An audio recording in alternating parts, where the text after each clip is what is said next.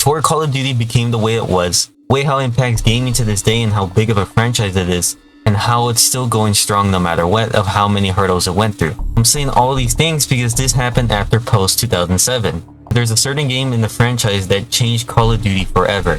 Since Call of Duty back in the day was just a small franchise that just made World War II FPS shooters. Well, the franchise wasn't really a king over World War II FPS shooters. That goes to Medal of Honor since, well, Call of Duty basically copied off of Medal of Honor. Which I mean, just basically spawned off of that. Now from Call of Duty 1 to Call of Duty 3, they did have memorable campaigns, but they didn't have memorable characters. Remember for Call of Duty 2, I think they had a split campaigns between basically all the fronts of the World War II. I remember playing Call of Duty 2, but I don't remember some of the characters. I only remember some scenes, but that's about it. The same thing happened to Call of Duty 3 because I remember playing that, but I don't remember most of the characters at all. They attribute to this me forgetting it because I played these games as a kid and I just simply forgot about them, or the characters in those games didn't seem iconic at all. But that was going to change with Call of Duty 4. Now this was the big jump in FPS because most of them were just World War II shooters. Not many jumped into the Modern Warfare genre. I'm mainly talking about mainstream games. There were other games that jumped into the Modern Warfare genre, but didn't do relatively successful. Even though the World War II shooters were starting to die down as it became oversaturated and they practically did all the same thing. Activision was going to take a risk, since after Call of Duty 2, this will be Infinity Ward's second game. And all of you already know what this game is. It's Call of Duty 4 Modern Warfare, a game that released in 2007 and forever changed Call of Duty forever. Due to how impactful it was, due to the multiplayer, but I'm mainly going to be talking about the campaign. As the way how the campaign was structured is still influenced to this day even to the modern Call of Duty games. Now for the rest of this video, I'm going to be using Modern Warfare Remastered. Remastered captures the same feeling as the original one. It just enhances it even more. But before I talk about the campaign, I want to say something about my channel first. In my Black Ops 2 video, I started a Subgoal. The Subgoal was to hit 5k. So when I hit that mark, I'm going to do a Q&A stream. So it will be my first stream for this channel. Well, I think I want to hit it around towards the end of August, so practically in 2 months. I would prefer if I hit it earlier. Right now I'm sitting at 2k subscribers, so I would appreciate any new viewers or any returning viewers who subscribe right now. And to check out my other stuff too. But with that out of the way, let's go back into the video. Always love how the campaign started for Modern Warfare. How it debriefs us on what we're doing for this mission and for the story too, as it basically tells us what is going on around the world. As Russia's in the civil war, as there's ultra-nationalists fighting the loyalist government.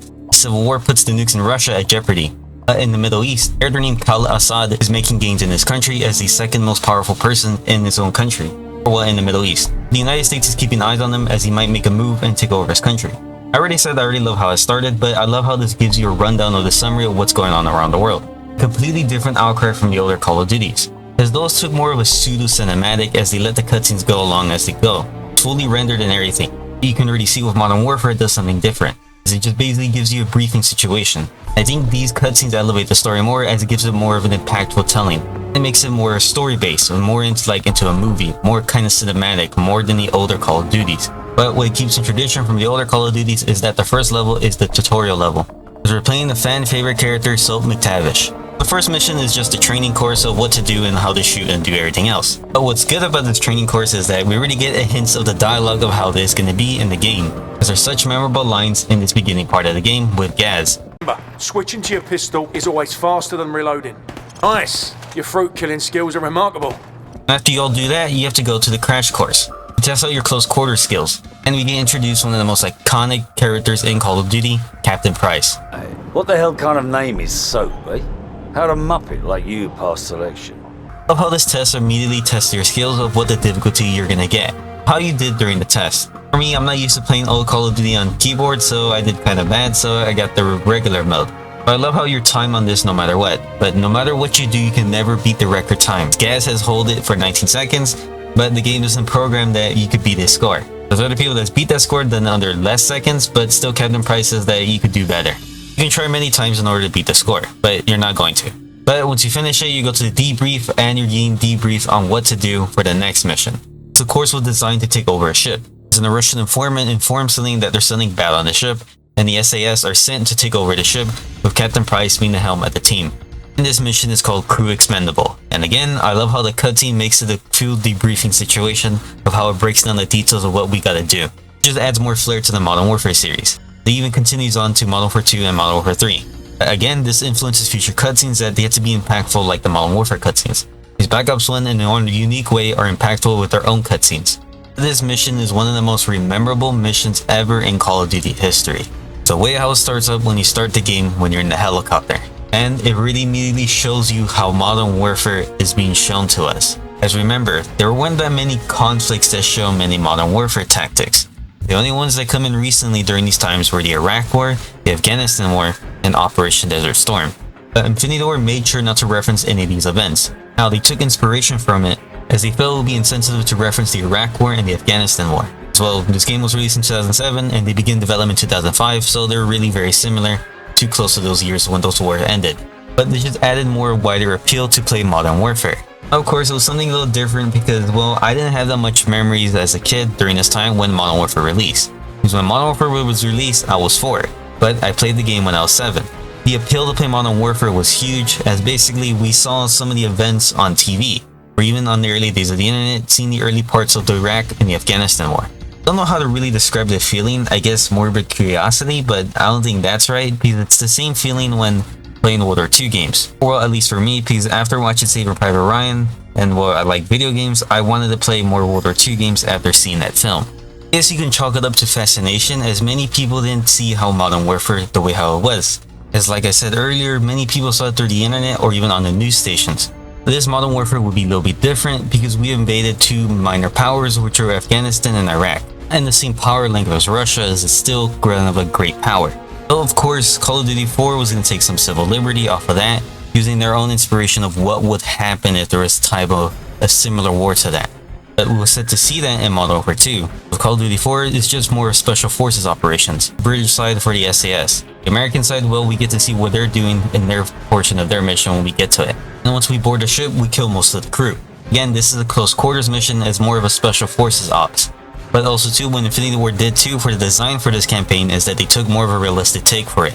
Of course, not as realistic as the 2019 reboot, but during this time in 2007, this was seen as realistic. Even too, in the design team, when they were making it, they did live fire exercises with some of the branches of the military. Also to talk to service members and veterans to see how combat was filled during its battles. In a sense, during the first time, it just enhances more the realistic feel for Modern Warfare, especially the tactics that are employed in the first mission. Clearing out every enemy, calling out every enemy they kill, clearing the corners, and everything else. It just elevates the cinematic feel and makes it even more realistic, opposed to the older Call of Duty games. Also, especially on the cinematic feel, because towards the end of the mission, we find the crate that we need to find. As the crate is giving off radiation warnings. It is a nuclear bomb, and it's supposed to be delivered to Al-Assad. It's a good thing that we found it, but the thing is we can't bring it back to safety as there's 2 Russian fighter jets coming in close. Grab whatever we can, so we grab the manifesto on the container. We try to get the hell out of there. But the jets end up firing the ship, but we're still in it and causing the ship to sink, and we get more of the cinematic feel and one more memorable line from Captain Price. On your feet, soldier! We are leaving! So like I said, it begins the whole cinematic feel of the ship sinking. As we walk in the catwalk, it almost seems like we're going down with the ship too, because even the camera angles too that the ship is tilting, which gives more of an immersive feel that we're actually sinking down with the ship. This scene is more like an interactive cutscene as we're running along, as we're not able to do anything, we're just able to run, that's it. And not to go down with the ship. As we're about to make it to the helicopter and we jump, we almost fall, but we get this line from Captain Price. And so we're safely escorted off the ship as we see it sink down into the ocean floor. What a great way to start off the game. The first mission already hooks you onto the story, makes you want to see more of the campaign. Because why did the Russians help stop the ship? And why did Al-Assad want a nuke? It hooks you onto the story immediately, and this is just the first mission too. With all the iconic lines it has and the cinematic feel it gives. And players were just waiting to see more of the campaign, and so was I too when I played this game for the first time, back in 2009. So the main story begins, with the next mission called the Coup. But it's not really a mission because it's more of a cinematic mission, as you're not really able to do anything. More of a cinematic cutscene or more it's interactive. You play the prime minister of the country that Al-Assad coup. And so Al-Assad took control of the country, killing any dissidents that come along the way, cementing Al-Assad's rule. As well, in this mission we're going to be executed, but we get to see the true villain of Modern Warfare. It's not Al-Assad, it's Emir Zakhaev. He is the one that's pulling the strings, because he gives the gun to Al-Assad. And I always like this little detail as he points the gun at Al-Assad, as Al-Assad thinks he's going to kill him, but no, he's just handing him the gun. But what's an important detail about this is Zakhaev does not want to be seen yet by the Americans, that he's off the camera. Like I said earlier, he's the one pulling the strings, as he wants America's attention away from Russia. He wants to mainly focus on Al-Assad. This is a unique mission because once again, like I said, you can't do anything, you can't move, you just accept it. Because Al-Assad murders you on national TV. So the kind of plan works, as America is not going to be focusing on Al-Assad. As for the SAS, they're mostly going to be focusing on Russia now. As for the next mission, we're still playing as the SAS, and we're supposed to help an informant that gave us information about the cargo. The informant's name is Nikolai. Not Nikolai from World at War, Nikolai from Modern Warfare. Another thing I like about these cutscenes is that I love how it zooms down when the game is about to finish loading. The camera comes hurling down from space and onto your perspective. I know it's a simple thing, but I always like this detail because I like how the character readies his weapon. He's just basically telling you to get ready for the mission. Kinda hypes you up for a little bit. But the SAS missions, they're more special forces, as we have to go quiet most of the time. So we hide in the shadows and take out the enemies one by one using our suppressed guns. Along the way, we ran into loyalist Russian forces, and luckily one of them is friends with Captain Price, Sergeant Kamarov.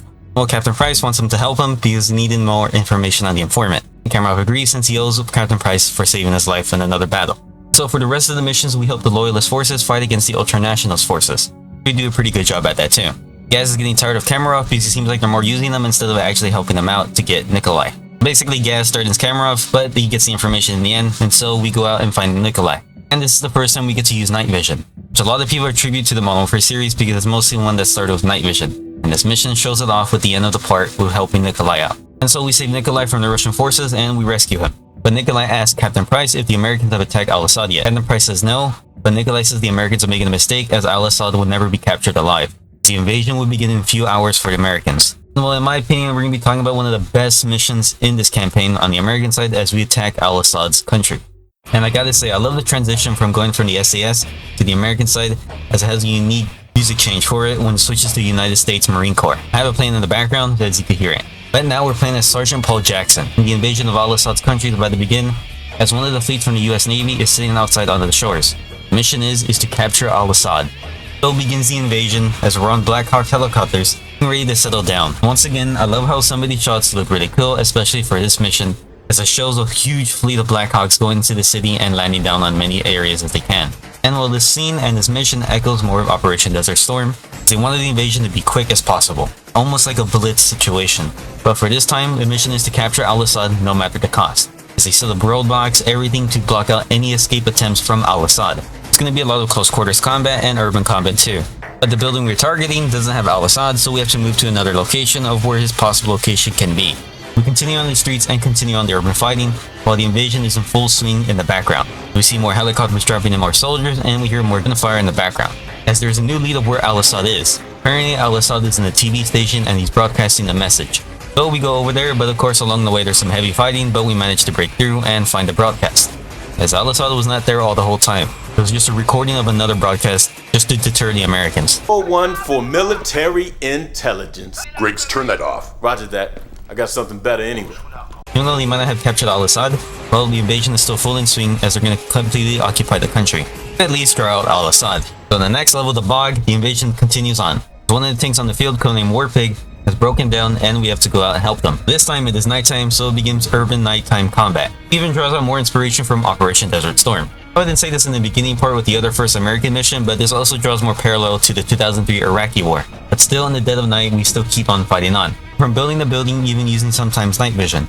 And what I like about the American campaign is that there's constant talking, constant communications between every team. It shows how much planning went on for this invasion, as once again we go through heavy fighting, and at one point we had to stop some tanks using the Javelin missiles. And once after that, we're able to make it to the tank, but they're under heavy fighting, as they're practically getting hit from every side. They try to repair the tank.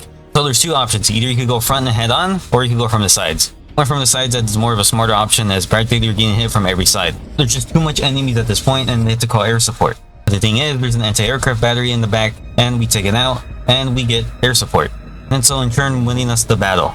Still, we're in enemy territory, so that anytime they could come back. Also too, I forgot to mention another iconic character in this part in the American campaign, Sergeant Griggs and Lieutenant Vasquez. So when the mission ends, we get the plan from Lieutenant Vasquez in order to protect the tank. For the next mission, we're going back to the SAS, all the way back in Russia, because we're still trying to get Nikolai out of the country, but we can't because the rocket hits our helicopter and we crash landed.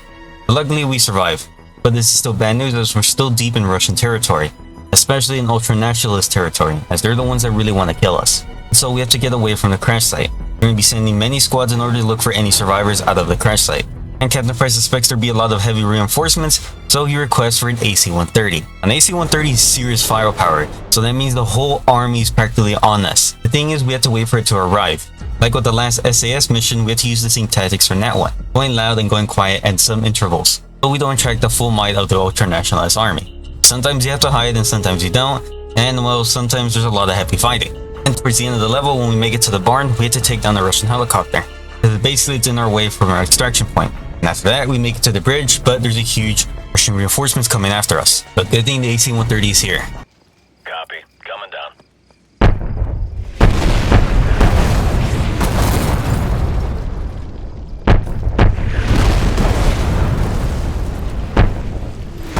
Whoa, that's bloody outrageous, mate! Bravo 6 will cover you all the way to the extraction zone. You better get moving. And holy crap, I completely forgot how the AC-130 is completely scary, but only if you're on the enemy side. I wonder to call the AC-130 the Angel of Death. But good thing it's on our side. Now the next mission is going to be one of the best vehicle missions in Call of Duty, as this mission is called Death from Above, and we get to use the AC-130. I don't think any Call of Duty campaign that has a vehicle portion can beat out one of the best ones, is that we have to use the AC-130 and help Captain Price's team go to their extraction point. We're in full control of the guns of the AC-130. We don't get to fly it around, but we get to use its guns. This thing is just basically a gunship. And we're given the rundown how to use it, and we go from 25mm to 40mm to 105mm. And after some Russians come out of the fields, well, we're given the permission to engage. And well, it's just basically a slaughterhouse for the Russians. We don't even stand a chance against the gunship. What I also like about this mission too is some of the details that when you get some of the shots to get some clear kills, operators on AC-130 call them out and even commented about them. This mission is very fun. Even if you don't like Call of Duty or even play Call of Duty 4, the original one or the remastered, I highly recommend to just play this game just for this mission. If you're not into Call of Duty or you haven't tried it out, you should still give it a try. No, now as an adult, this mission's kind of disturbing seeing the bodies flung forward. As a kid, I never really thought about it, but now as an adult, seeing similar footage like this online, well, it is kind of disturbing, but kind of. This is just basically a game and not real life. Back to the game, as we basically destroy the ultra-nationalist army. They can't even touch Captain Price and his team. So we continue protecting Captain Price and his team as they go along the Russian village to get to their extraction point. And we cause a lot of mayhem along the way, blowing up a lot of buildings, and killing a lot of Russians. It's a normal day on the job. And towards the end of the mission, Captain Price safely extracts, and we're done with the AC-130 mission. So far right now in the campaign, we have gotten iconic missions back to back. And the next missions up are the American ones. And these two missions are one of the most iconic ones. Or well, the last mission I'm going to talk about is one of the most iconic ones too. So we're back in the Middle East, as it picks up right after the tank has been repaired, after the last mission, the Bog mission. But it's daytime and we're ready to move out. Now we're still in the same area from the Bog mission, but it's more open up now. But again, we're still in their country and still there's a lot of heavy fighting still going on. And it's still their urban combat setting. And still too, it still keeps on the realistic feel too, as we have to move over the tank and clear the path for it. Because basically in any building, anyone with an RPG can take out the tank. Basically we're just supporting the tank. And along the way too, the tank supports us, taking out the enemies with its cannon. For this mission, it sticks with the urban combat like I said earlier, as we're going from building to building. But at one point in the mission, the enemy has a tank. So we get a little scripted event where the American tank beats out the other tank. So basically it's a Russian tank, as most of the equipment that Al-Assad's forces uses is from Russia. But again, this is thanks to Zakhaev, and they still have no clue that Zakhaev is the one that's pulling the strings and this is all just a ruse. So I love a little neat detail on the tank that when it gets taken out, is basically the American tank just blows off its autoloader. And well, when that happens with the Russian tanks, well, it's kind of scary, because basically the whole top pulls off, and everyone in there is probably cooked like in a microwave. But again, it's a cool detail because the Russian tanks have a different ammo system compared to the American ones. At the end of the level, it's all hands on deck as they finally found the location where Al-Assad is. The rest of the US forces are now heading to the capital city for one last strike to capture Al-Assad. But they're advised to be careful as it appears that Al-Assad has a nuclear warhead. That's a Russian warhead too. So they send out nest teams in order to disable the nuke. But as the cutscene plays, we see the full invasion force of the US Army. We see tanks, planes, and the helicopters, and this is a full-on assault. Once again, the cutscene looks really cool. But for the beginning part of the mission, it's just a turret section, as we use the grenade launcher from the helicopter, and we try to take out as much of the enemies as we can, to take out some of the soldiers and the anti-aircraft batteries, and also to their infantry fighting vehicles if we take out some of their BTRs. And despite the enemies having an upper hand of having a lot of defenses, there's still no match for the US Army. Teams are being deployed everywhere in the city. As for us, we're being reassigned to help out another team to extract.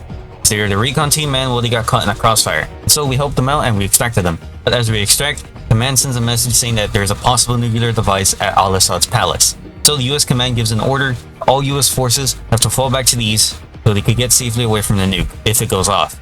As we're about to retreat and an attack helicopter gets hit, our fellow Cobra pilot crashes into the city.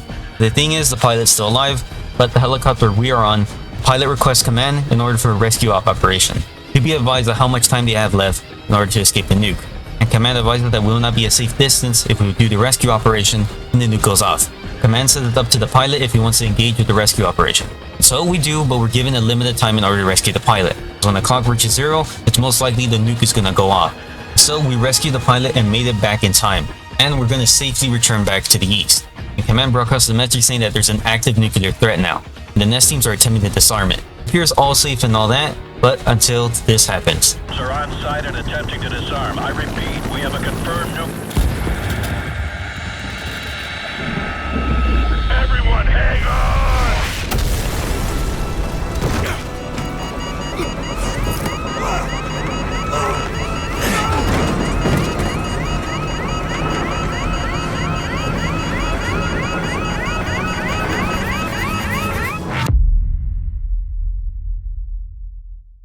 One of the most iconic scenes in all Call of Duty history. The first time when the nuke went off. Back in 2008, it turned a lot of heads and surprised a lot of people. Nobody was expecting a nuke to go off in this game, especially in the Modern Warfare type of setting, because most of all the great powers around the world have nuclear bombs. Of course, you could get used to it when you see in World War II, because America was the only one that developed a nuclear bomb. But with this, again, I'm going to say it, this was completely surprising and shocking too. This whole scene makes your jaw drop instantly. Seeing the nuclear flash and the massive shockwave taking out much helicopters is really kind of scary, because this is kind of the same exact power of a nuke. And I love how the command radio cuts off, because when the nuke goes off, it shorts a lot of electronics. And with the shockwave, it takes our helicopter, making us crash to the ground. And with the next cutscene with the infill thing, I love how it talks about that everyone in the world was surprised about this nuke, as it basically shocked the whole world. Nobody think that Al-Assad had access to a nuke. I know this is not fully realistic, because if this happened in real life, well, it would have been one of the first steps to nuclear war. But still, this whole scene is just shocking, even after the next mission, Aftermath.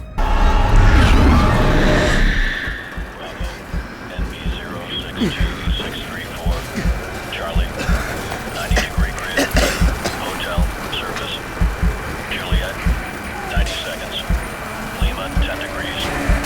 As we're still alive, and we woke up in the helicopter. Now we're obviously very injured from the crash, and possibly even too from the burns from the nuclear bomb. And so we crawl outside of the helicopter onto the ground and see the full aftermath of the destruction of the nuke. Things crumbling around, and some of them even uprooted, a bunch of fires, and of course, the rest of the US forces that couldn't make it out safely.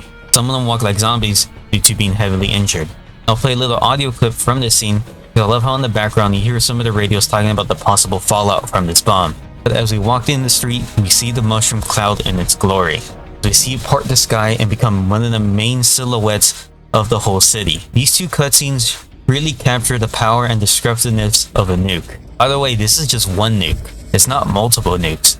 And also too, this is a modern day nuke. So it is vastly different than the ones that were dropped on Hiroshima and Nagasaki. And basically, well, not very accurately, this is a full display of a modern day nuke. But our character, Sergeant Paul Jackson, dies from his injuries while looking up at the nuke. And so after this, we switch to Captain Price's team, beginning Act 2 of the game. As Nikolai said that Al-Assad would never sacrifice himself. It's possibly that Al-Assad is hiding in a safe house. So we go to Azerbaijan in order to find Al-Assad and how did he get the nuke and who was he working for. So we go to Azerbaijan as the ultra-nationalist forces are protecting Al-Assad while killing some of the Russians in the village. We know Al-Assad is here due to the heavy presence of many Russians that are here. So we go from house to house, trying to find Al-Assad, but in the end we don't. At least we can have some air support that can help us along the way. So basically you could call it down on any enemy and the helicopter would just shoot anyone. But at least you have that. Once again, Kamarov is helping us. The helicopters from the Russian loyalist forces. Since we explored all these 4 houses, Al-Assad was not there. We know he's in here in this area, but we have no clue what building he is in.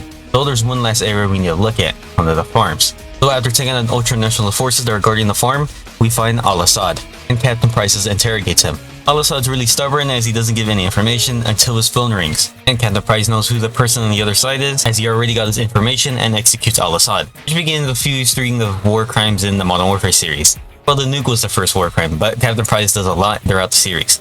Anyways, the person behind the cell phone is Zakayev. Now the others knew who the one is pulling the strings, and the thing is, Zakayev has a history with Captain Price. When Captain Price was a lieutenant, well, he was given a mission to assassinate Zakayev. And like I said earlier, we had a bunch of back-to-back iconic missions. This mission is called All Ghilled Up. then a lot of people remember this mission. So we play as Captain Price, no longer Salt McTavish, but we're playing as Captain Price as a lieutenant 15 years ago. And he was given the mission with Captain Macmillan to assassinate Zakhaev as they're going to Chernobyl. As after since the nuclear disaster, well, it was a field day for the bad guys in order to get nuclear material, and Zakhaev wanted to jump on this opportunity. So the British government gave the order to assassinate Zakhaev. But as we start the mission, this is completely different from all the other ones too, because we had to be completely stealth in the shadows as we wear a ghillie suit, as we completely blend into the environment. And also too, we take orders from Captain Macmillan. So this shows more of a limelight story of how Captain Price got to the way how he is. Captain Price earlier described it in the early beginning of the mission, he just called it he was just doing it for some wet works. I think a lot of people love this mission because of the stealth things we have to do in this game. Because well, if you get caught, well, you're severely punished as the whole basically army comes right after you. It forces you to go at a slow pace and take out the enemies one by one. Still, you're given the choice if you either want to go loud or stealth. Also too, since we're in Chernobyl, we have to be careful what areas we go to, as massive amounts of areas still have a lot of radiation from the nuclear disaster. If you're caught in one of those radiation fields, well, you're gonna most likely die. So movement is very limited and there's not gonna be a lot of space, but good thing you have the ghillie suit. So we go to the ruins of Pripyat, city that housed the nuclear power plant Chernobyl. At some intervals, we have to duck down and hide into the grass. Russian helicopters can spot us. But at one certain point, a lot of people love this scene. I already said that the nuke scene was iconic, but I think this is what most people think this is the most iconic moment in Call of Duty 4. As a Russian patrol is about to come up on us, so we have to hide in the grass and stay still, as the whole Russian army is on top of us. And any sudden movement or getting caught will kill us instantly. Only just two, with Captain Macmillan and Captain Price. This is the full Russian army. So the scene makes you hold your breath as you slowly move through, making sure not to get the attention of the whole Russian army. Even too, Macmillan says that be careful in order to move around them.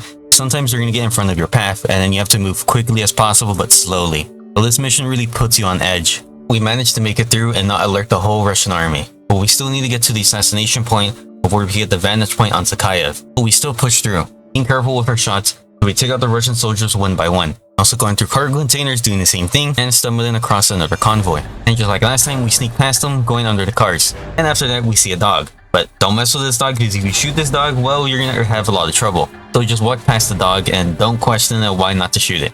If you play the game, well, you learned it the hard way. After that, we go into the building and we get this iconic line from Captain Macmillan. Look at this place. 50,000 people used to live in the city. Now it's a ghost town.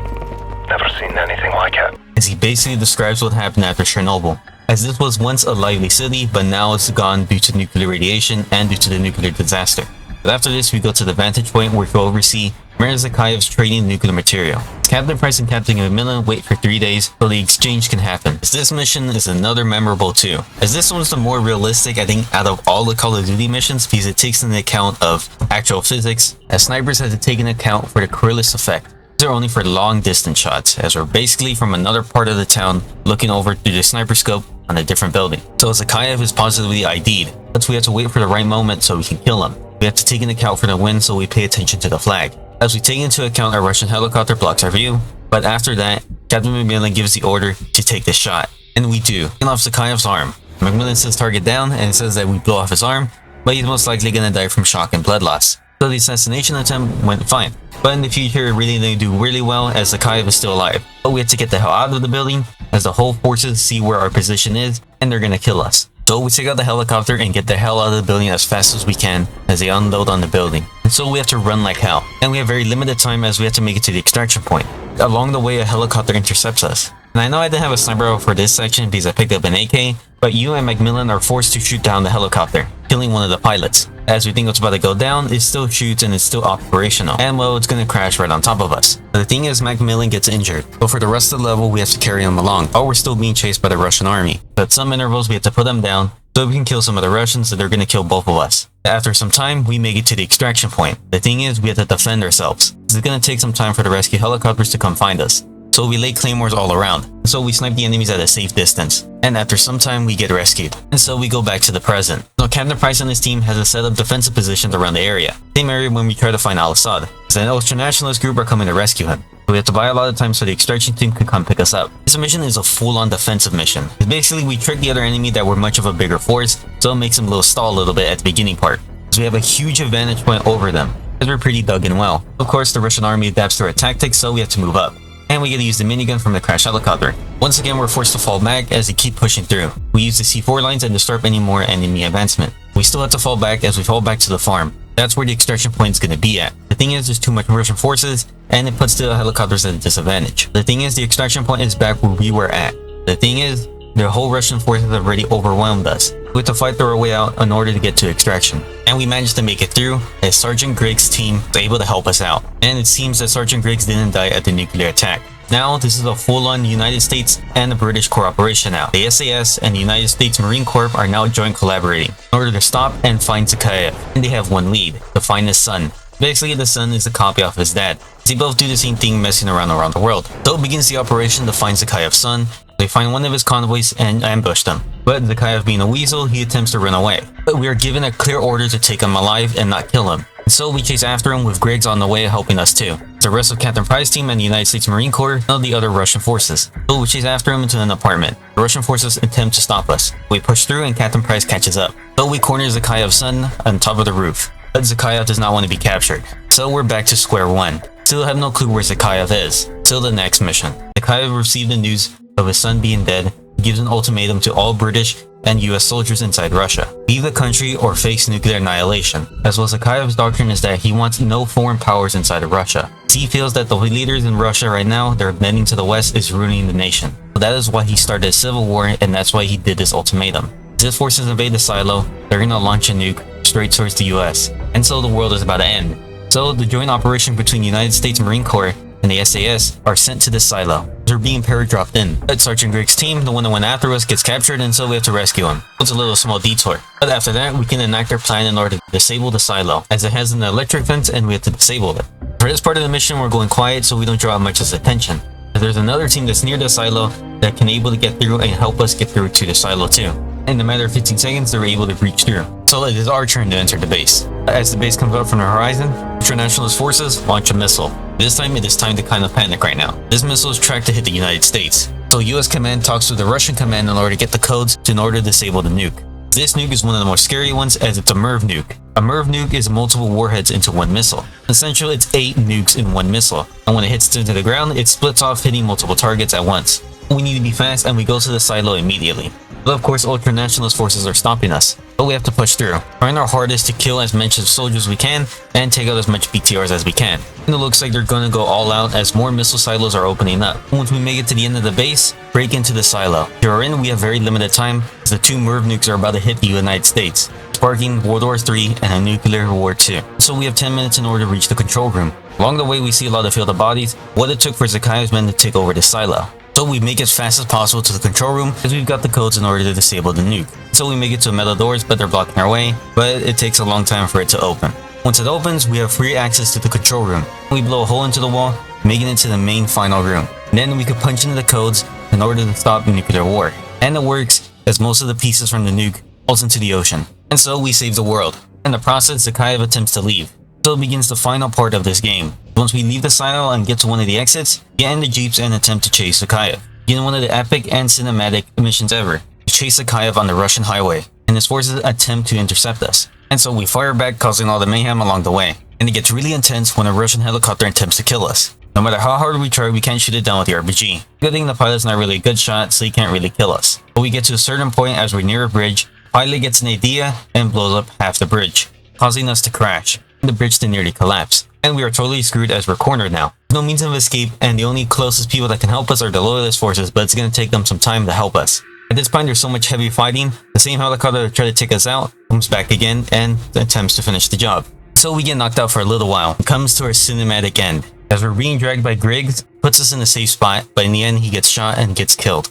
To our left, we see an injured Captain Price, and we finally get to see Zakhaev walking up to us. Kills Gaz right in front of us, and his 2 bodyguards kill the rest of the soldiers. And so he's gonna go execute us. But until the loyalist forces take out the helicopter, in turn distracting Zakhaev and his bodyguards. So once we look back at Captain Price, he slides us his handgun, giving us the opportunity to kill Zakhaev. But first we must take out his bodyguards and finally kill Zakhaev, including Modern Warfare. Kamarow's forces rescue us, and we save the world, and we do not cause World War III. The thing is, with Zakhaev gone now, there's a huge power vacuum now. We'll take over the ultra-nationalist forces now, but that will be entered in Modern Warfare 2. For that game, we get one of the most iconic villains ever in Call of Duty history. But that's for another video. And so for the closing thoughts. If you beat the campaign, you get an extra little mission called Mile High Club. This is another fun mission in the Call of Duty series, but it's not really canon and it's just for fun. But we're gonna have that in the background for the closing thoughts. Now, I did talk about campaign, but I wanted to add a little extra note about multiplayer. As multiplayer helped change the Call of Duty franchise too. Seeing how a lot of people played it back in the day, and that Modern Warfare, the original one, in overall sales sold around 19 million units. Back when it released, it sold around 3 million units, and mostly everyone bought it on the Xbox 360, making this game an instant classic, due to the multiplayer, and more importantly, due to the campaign. Because it's what the campaign hooked a lot of players with the gameplay. And due to the success of Modern Warfare, I was going to stick around with the Modern Warfare setting for a little while, before doing one last World War II game with World at War. That one's another classic too. But like I said earlier in the beginning part of the video, the campaign is what heavily influenced Call of Duty forever. Without the campaigns, I think Call of Duty would not have done successful, because it's what the main thing that hooks players in, with the gameplay and everything, and it makes you want to play more of the game. You could do that with multiplayer. That's how I felt with this game. Though the campaign so much, I wanted more gunplay from it, so I kept playing multiplayer. And also too, I did this with all the other Call of Duty campaigns. Well, I mostly did that with the older Call of Duties, as afterwards the Call of Duty campaign started to go downhill. But that was until 2019 with the Modern Warfare reboot that made me love the campaign and multiplayer at the same time. Maybe one day I'll do a video on the Modern Warfare reboot, mostly talking about the campaign. But anyways, Call of Duty 4 Modern Warfare became one of the most influential and instant classics of FPS shooters. Many of its influences can be seen to this day. And also too, I forgot to mention something in the beginning part, but I wanted to wait for the end. Because the reason Call of Duty 4 had a lot of attention to it and a lot of budget to it from Activision was that Call of Duty 4 was nicknamed the Halo Killer. And basically for that year, it dethroned Halo 3. And to this day, Call of Duty is still doing better than Halo. Which really sucks because I like the Halo franchise, but hopefully one day it'll come back from its grave. But I think that's enough what I had to talk about. Thank you for making it to the end of the video, and don't forget to like, comment, and subscribe. And also too, don't forget to follow my Twitter. I have a Twitter account and I have a link in the description. Anyways, I hope you guys have a nice day. This is Mazer Argo signing out.